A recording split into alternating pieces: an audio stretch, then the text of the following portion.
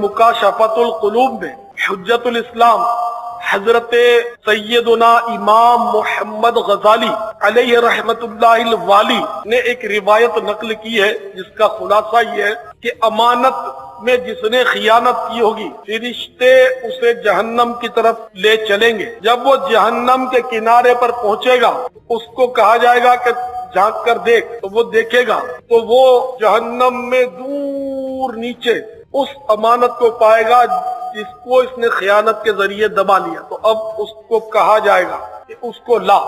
चुनाचे